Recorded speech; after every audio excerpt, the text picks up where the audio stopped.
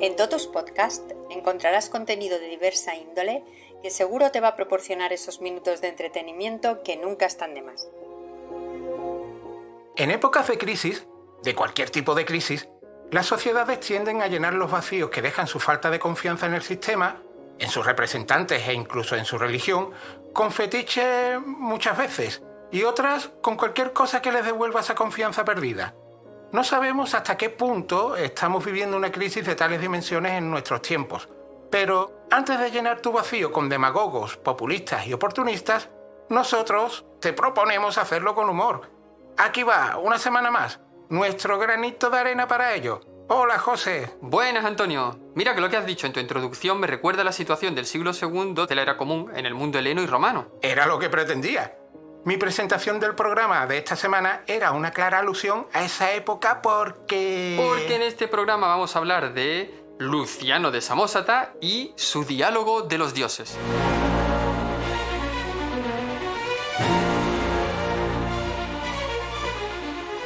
Ya van varios programas dedicados este año a libros y a sus autores. Y los que quedan. Y es que, no obstante, en Totus Podcast somos ávidos lectores. Sí que ha habido varios programas durante nuestra corta historia dedicados a los libros. Madre mía, a veces pienso que eres como el hijo que Daniel Rabinovich nunca quiso tener. Eso es porque no llegó a conocerme. Otra cosa por la que puede dar gracias el bueno de Daniel. Anda, vamos con los diálogos, que nos enredamos. Venga, vamos a empezar, si te parece, para contextualizar debidamente la obra, hablando un poco de quién fue Luciano de Samosata y del momento histórico que le tocó vivir.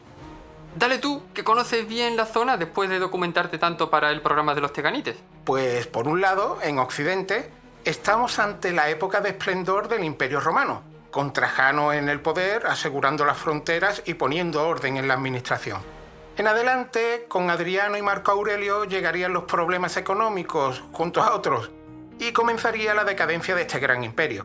En el otro lado, en Oriente, las ciudades griegas no están en su mejor momento. En cambio, Siria, lugar de donde procede Luciano, es el corazón económico del imperio en ese área, con el griego como lengua vehicular. Y tú lo has dicho, del esplendor a la decadencia hay solo un paso.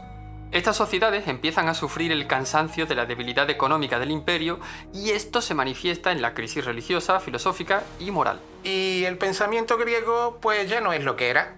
La gran masa del imperio, con pocos recursos y escasa formación, sigue creyendo en la antigua religión y en sus dioses. Por el contrario, una clase ilustrada y bien formada, a la que pertenecía Luciano de Samosata, abrazó el ateísmo y el materialismo. Los pertenecientes a esta clase se cachondeaban sin piedad de los creyentes de la antigua religión y de sus supersticiones, algo que Luciano deja ver claramente en su obra. Luciano, y otros como él, son continuadores de la tradición estoica y epicureísta que, en el plano de la religión, venían más o menos a decir que la idea de Dios o de una deidad era algo inabarcable desde la razón. Y con todo, esa providencia divina dictaba unas normas de conducta de las que era imposible escapar. Dicho esto, vamos al lío. ¿Quién era Luciano de Samosata? Pues Luciano de Samosata, que vivió entre el 120 y el 180 de la era común, fue un escritor y retórico de origen sirio que vivió durante el Imperio Romano.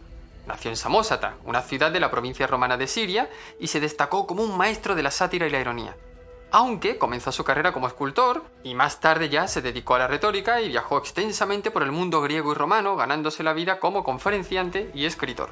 Finalmente, se estableció en Atenas, donde produjo muchas de sus obras más influyentes. Vaya, te expresas como un redactor de la Wikipedia. Pues si no fuera porque me tienes todo el día escribiendo guiones para todos tus podcasts, me dedicaría a redactar en la Wikipedia. Anda, no te quejes, que en esto de escribir vamos a medias. ¿Qué más nos puedes contar sobre Luciano de Samosata? Bueno, aunque hemos señalado que Luciano sigue cierta tradición estoica, en lo que se refiere a la religión era un escéptico.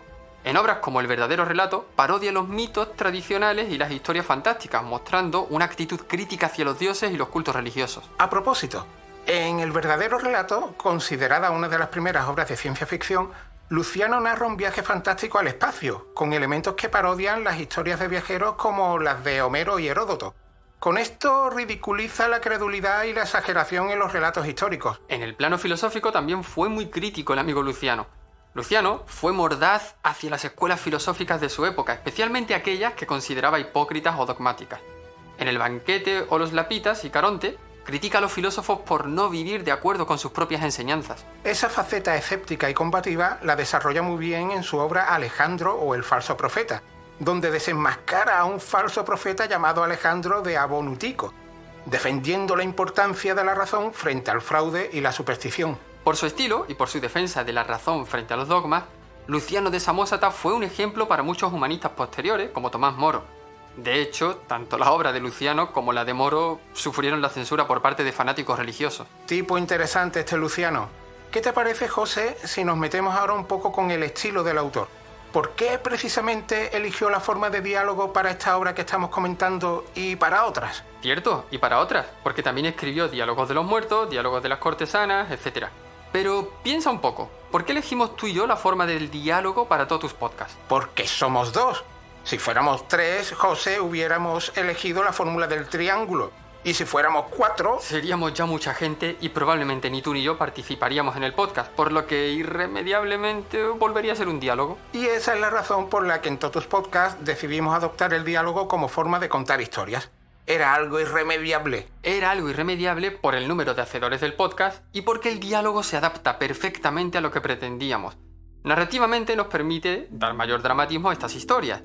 Y, por otro lado, el diálogo ofrece posibilidades infinitas para el humor, la ironía, el sarcasmo. Recursos, todos ellos, muy presentes en el diálogo de los dioses de Luciano de Samosata. En la introducción a estos diálogos, escrita por Juan Zaragoza Botella, que también es el traductor, por cierto, de la versión del libro que nos prestó nuestro buen amigo y colaborador Pablo Tornero... ¡Ay, Pablo Tornero! Habrá oyentes que lo recuerden como avezado saxofonista en uno de nuestros programas y como... No desveles el secreto. Y vamos a seguir con Luciano y sus diálogos. Venga, sigamos.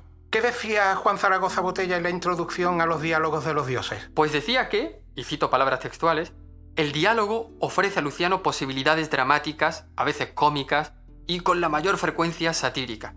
Es el humor el que reclama la forma del diálogo y también el que inspira la parodia, el pastiche, la fantasía. Interesante, porque eso es algo que he notado desde que empezamos a escribir los guiones para Totus Podcast. Las posibilidades del diálogo ofrecen una libertad creativa que agradecemos mucho. Y por otro lado, como bien decía Juan Zaragoza, el humor pide esta forma de contar historias. Respecto a esa inspiración y recurso del pastiche, es importante destacar algo muy presente en los diálogos de Luciano, especialmente en este de los dioses. Luciano trae a sus diálogos referencias continuas a obras clásicas conocidas entonces, y también hoy por el público lector. Así, entra en diálogo, nunca mejor dicho, con Homero, Hesíodo, Heródoto. Esto lo hace para rememorar historias relacionadas con los dioses para, después, caricaturizarlas. Y esa es otra cosa que me gusta de los diálogos de Luciano. Sus personajes no son creaciones propias, son caricaturas, arquetipos de personajes bien conocidos. No en vano, Luciano, experto en retórica, recurría a un recurso muy interesante, la creación retórica. Es decir, un método de apropiación inmediata de datos librescos a base de imitación y creación. No puedo evitar seguir viendo en Totus Podcast un heredero de Luciano. Tú lo has dicho antes, era algo inevitable. ¿Qué te parece, José, si para mostrar con ejemplos esto que estamos comentando, hablamos de algunos de esos diálogos entre dioses? Me parece también inevitable. Voy a empezar yo por uno de mis diálogos favoritos, el diálogo entre Poseidón y Hermes. Y para ello voy a leer un fragmento. Bravo por ese dios estupendo que se queda embarazado de la cabeza a los pies y da a luz por todas partes de su cuerpo. Buena elección, porque es un perfecto ejemplo del sarcasmo que antes mencionábamos. En este diálogo, Luciano, a través de Hermes y Poseidón, hace referencia al nacimiento de Dioniso, que fue sacado del vientre de su madre, Semele, e implantado en el muslo de su padre, Zeus. En otro diálogo se menciona el nacimiento de Atenea, que igualmente fue raptada del vientre de su madre e implantada en la cabeza de Zeus, de donde nació. Antes hablamos de cómo en esta época se vivía una profunda crisis religiosa y cómo muchos personajes ilustrados, como Luciano, adoptaron un ateísmo materialista y crítico con la religión. En este diálogo se puede ver claramente esta postura de Luciano que, además, a través del recurso del sarcasmo, fruto del diálogo entre dos dioses, hace mofa del nacimiento de dos divinidades muy adoradas hasta entonces. Lo que decíamos, Luciano caricaturiza a sus personajes, en este caso al mismísimo Zeus, padre de los dioses del Olimpo. ¿Y tú, Antonio? ¿Tienes algún diálogo en mente para seguir mostrando ejemplos de la obra de Luciano? Hay un diálogo que me gusta mucho porque muestra una cara muy humana de los dioses que, al igual que los mortales, pueden llegar a ser caprichosos hasta el absurdo. Espera, a ver si adivino. ¿Te refieres al diálogo entre Hermes y Helios? A ese mismo me refiero. En este diálogo, Luciano muestra cómo el capricho de los dioses altera la vida de los humanos y estos caprichos son, al mismo tiempo, bastante mundanos. Del mismo modo, plantea que quizás estos nuevos dioses que derrotaron a los titanes y que durante tanto tiempo formaron parte de la cosmovisión del mundo heleno, no fueran mejores que otros. Este diálogo refleja muy bien la crisis religiosa que se vivía en el siglo II de la Era Común.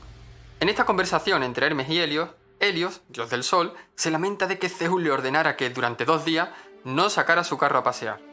De este modo, Zeus tendría una larga noche de 48 horas para yacer con la esposa de Anfitrión.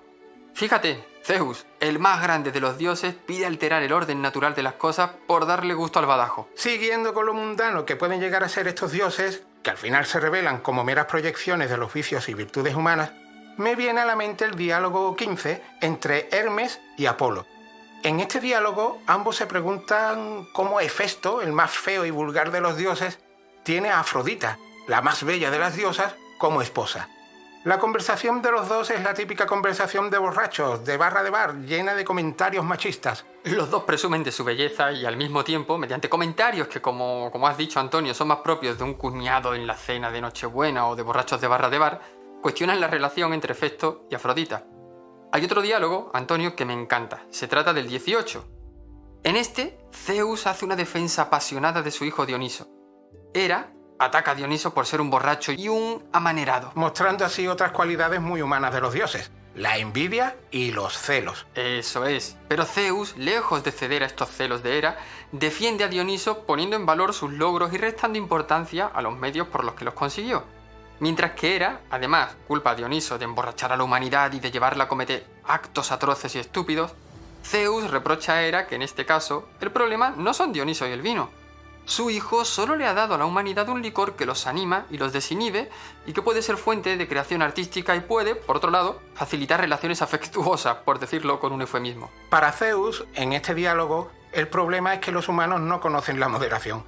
Y es curioso que Zeus haga una defensa de la moderación. Él, que vaga por el mundo de los humanos con los pantalones por debajo de las rodillas, cual vulgar Borbón.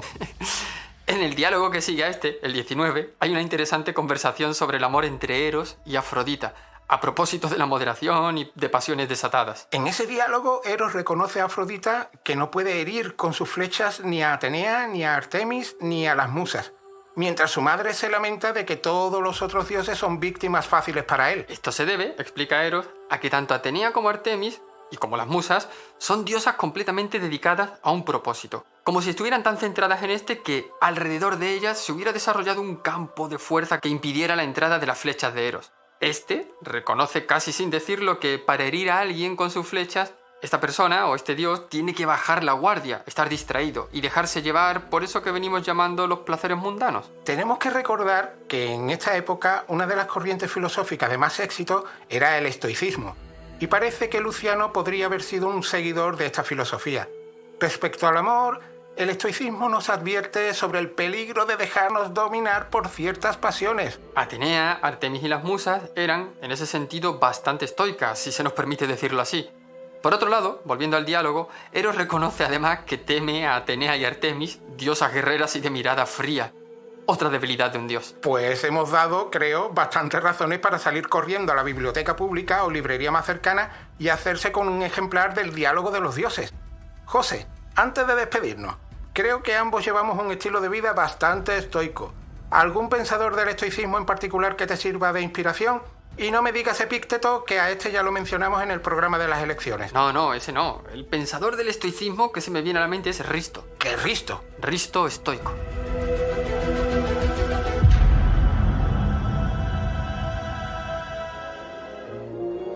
Gracias por escuchar y apoyar Totus Podcast. Síguenos en la web www.totuspodcast.com y en nuestras redes sociales. Hasta el próximo programa.